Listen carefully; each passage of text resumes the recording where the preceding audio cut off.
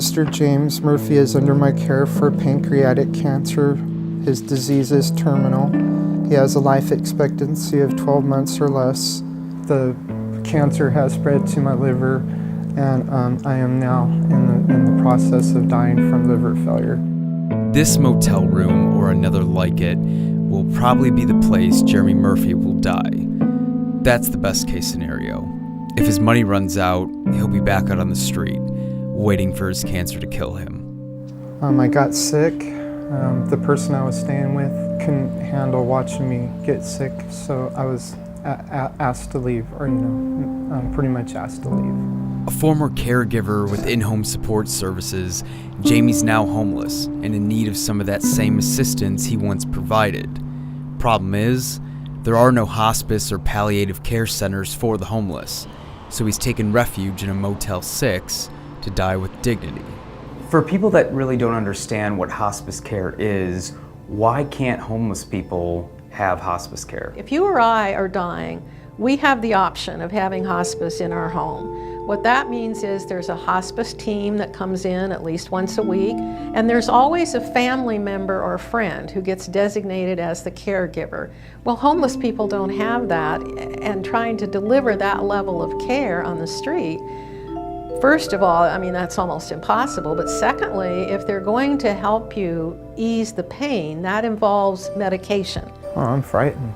I'm frightened. I don't, yeah, I'm very frightened. I'm frightened of being attacked. I'm frightened of being robbed, and having thousands of dollars worth of medications that aren't supposed to be, out.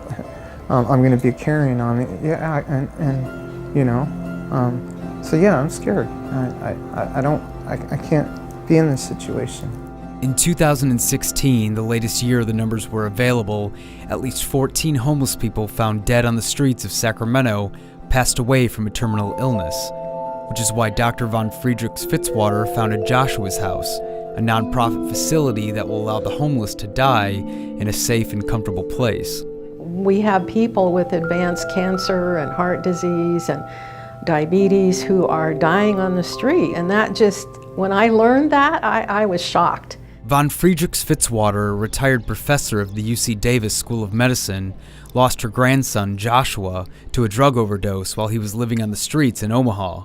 She's naming the 20-bed facility after him, and says it'll be a place where people like Jamie Murphy, who've been discharged from the hospital with a terminal illness, can spend their final days in a home-like, comfortable space and allow their hospice teams to treat them in a safe environment. In fact, it'll be the first one on the West Coast and the 8th one in the country.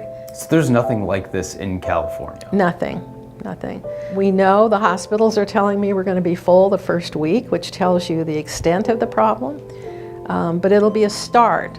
The facility's approval is still facing an appeal from the Neighborhood Association, where it will have to convince the public and people like Jeffrey Ray, who owns the adjacent flooring business, that Joshua's House will be a welcome addition to the area. It's really been a struggle. We come down here every day and we wonder how much stuff is going to be left on our dock, and I appreciate and understand and agree that a facility like that, like what she is trying to come up with, is a very good idea. My major thing would be just this location is a poor choice. When you're that sick and you're dying, I think it demonstrates the heart and soul of a city that can allow people to die on the street like that. It says something about who we are as a community. We're not lowlifes, we're people. Each of us have different problems and everything, but we're still people, and we deserve, a place to die, with dignity.